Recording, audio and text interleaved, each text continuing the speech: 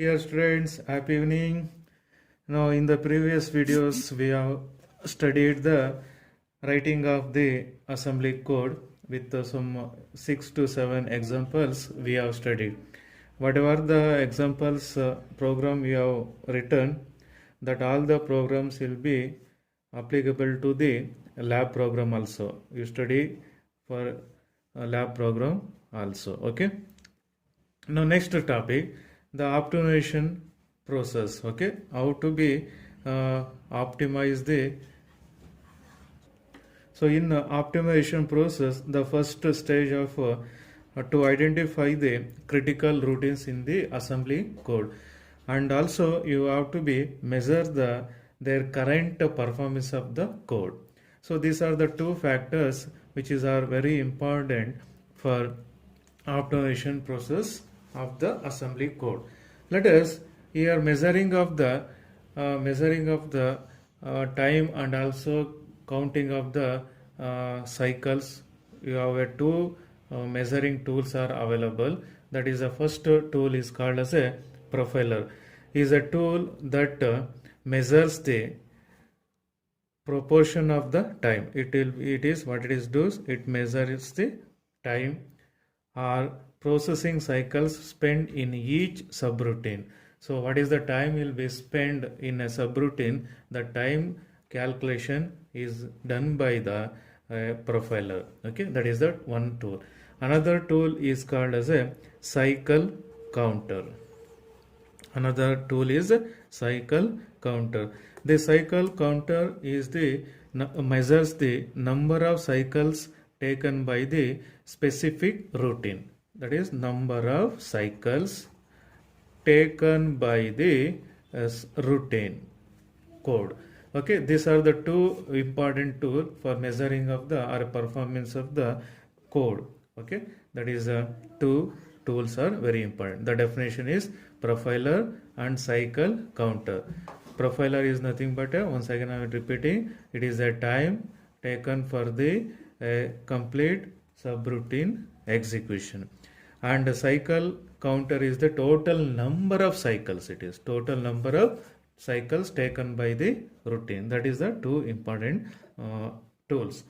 And in the ARM simulator here simulator used a what is the debugger is called ADS 1.1. In the simulator it is a debugger tool will be available, that is ADS 1.1 is called as a ARM letter, ARM letter. This is the tool will be available in the market for measuring the profiler and cycle counter. Okay, so next topic, instruction scheduling. The time taken to execute instructions depend on the implementation of pipeline. The pipeline is a very important factor in the implementation. So depending upon the pipeline implementation, the time will be defined by the instruction execution. Okay, so let us here conditional instruction, conditional ARM instruction or ARM code in the CPSR. It takes one cycle. Conditional ARM code in the CPSR take one cycle if the condition is not met. If the condition is not met, then what is the number of cycles it takes?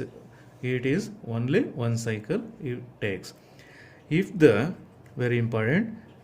condition is not met, it takes only one cycle. If the condition is met, if the condition is satisfied, then the following rules you have to be apply. Okay, the first rule, In the ALU operation, whatever the instruction which perform the execution it in ALU operations, such as example, you have a addition instruction, subtraction instruction, and logical instructions take one cycle it takes. And also some register shift instruction, register shift operation, it takes additional plus one one cycle, it takes. And if the instruction write to the PC, if the instruction write to the PC, then additional two cycles it takes. Additional two cycles will be takes. So here remember, in ALU operation, for example, addition, subtraction, and logical operations, it will be always takes one cycle of clock.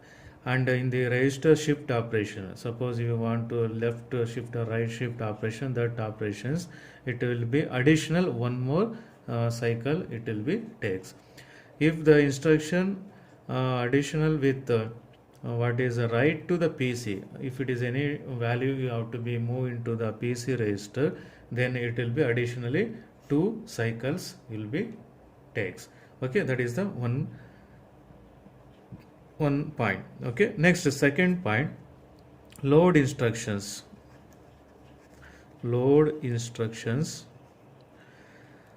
that n32 bit words of memory such as, what are the instruction is using, LDR instruction, and another one is the LDM instruction are using.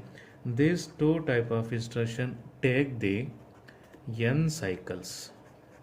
How many cycles it takes? N cycles. So in the load instruction of, let us multiple load instruction, n number of 32-bit word of memory, LDM, it will be takes the n cycles. Okay, that is a one load is move of data from memory to the register.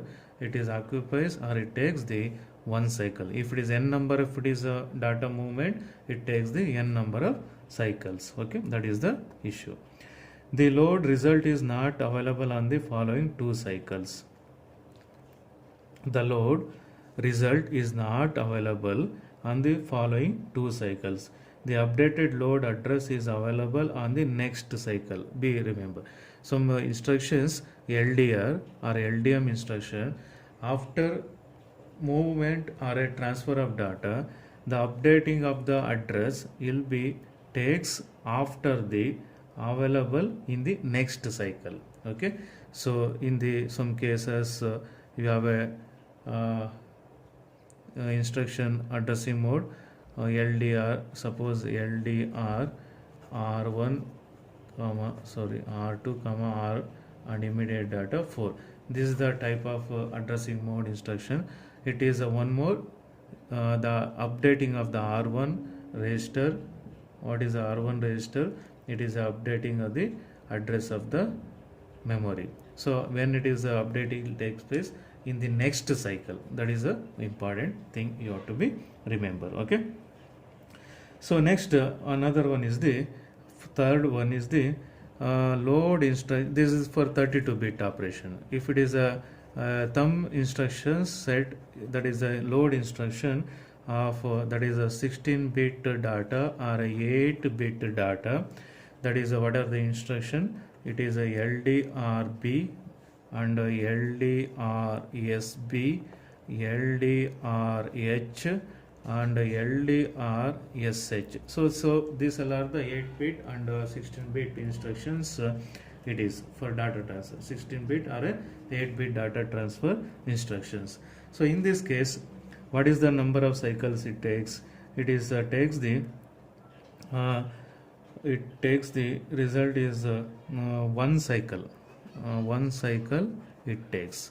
So one cycle it will be occupies. Okay. So this is the one thing you have to be remember. Next one, 1 2 3 4, fourth point is the branch instruction. What you have, branch instructions take 3 cycles. How many cycles? 3 cycles. So this is the point to be remember. So in the instruction execution, how many cycles will be taking when the condition is met? That is a 4 points we discussed. That is a ALU operation and load instruction of 32-bit, load instruction of 16-bit or 8-bit, and branch instruction.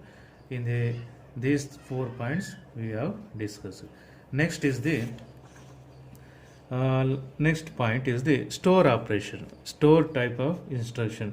Here also, suppose store n number of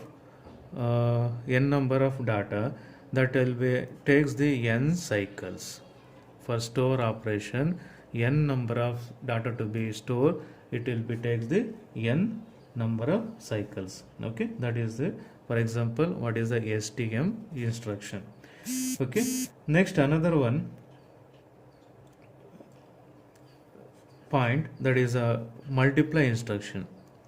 Multiply instruction take varying, it will be takes the varying number of cycles. It is a instruction is a varying number of cycles depending on the value of the second operand in the product. So in the multiplication, it is a number of cycles is depending upon the second operand value. So these are the 5 points you need to be remember. Okay. Next, to understand how to schedule code efficiently on the ARM, we need to understand the ARM pipeline and dependencies. Here we are discussing the this pipeline technique which is using in the ARM 90DMI core. Okay, so here pipelining, what is the technique which is we explaining now next session, that is ARM 90DMI processor only. Okay, so here it will be ARM processor, this processor perform 5 operations in parallel. That is a pipeline what is provided in this ARM core. We have a 5 different type of operations get taking place in a pipeline. Okay, the operations are very important here. That is a fetch operation. Second one is the decode operation. Next, third one is the ALU operation, that is execution operation. Next, fourth one is the LS1 operation. Next, fifth one is the LS2 operation. So in pipeline of this ARM 90DMI core, these are the 5 steps are following for complete execution of the instruction. Here the fetch operation. What is the fetch operation? Fetch from the memory. It is fetches the instruction from the memory to the core, that is inside of the microcontroller. The instruction is loaded into the core and then processed down the core pipeline. This operation is taking place in the fetch operation. Okay, in the fetch operation, once again repeating, the code will be fetched from the memory to the core. That is the operation only takes place. Okay, in the decode operation, once the memory fetched data or a fetched code, it will be go a decoding operation. It decodes the instruction. It decode the instructions. Okay, and then after the decode operation, ALU, what is the actually task is to be performed, that is in ALU taking place, that is the execution operation. This execution operation, after the decoding of the instruction, it taking place, execution operation. Okay, Next operation is the ls1. This ls1, whatever the result outcome of the execution, it has to be stored and load of the data it taking place in the ls1 operation. And in ls2, extract and 0 or a sign extend that operation, the byte or a offward load instruction. If the instruction is not load of 8-bit byte or a 16-bit offward, then this stage has no effect. So this here movement or a storing of the result or a loading of the result. Here also extract and 0 are a sign extend the data loaded by the byte. So that operation will be taking place. So here fetch, decode, ALU, LS1, LS2. So these all are the 5 different operation is taking place. If you write this pipeline structure of these 5 operations, that is the first operation is the fetch operation, second is the decode, next third one is the ALU, and next one is the LS1 and LS2. Fetch operation will be taking place PC, the content of the program counter, that is starting address of the instruction. Then PC minus 4, and here PC minus 8, and here PC minus 12, and PC minus 16 is the address of the program counter takes. Okay, this is the what is I am written. It's a instruction address, and here what is action. 5 different actions get taking place in the pipeline. Okay, so this is should be remember for scheduling of the instruction. The pipelining structure of the this core is this you have to be remember. So next we'll discuss some example this pipelining operation. Example, we take one example, add r0 comma r0 comma r1. Next add another instruction r0 comma r0 comma r2. So in this example, 2 instructions are there. Add operation, it adds the content of r0, r1 and r0 comma r2. This will be takes execution of these 2 instruction takes 2 cycles. It takes 2 cycles. Here to perform the addition of r0 plus r1, it takes 1 cycle, and the result of this will be stored in the r0.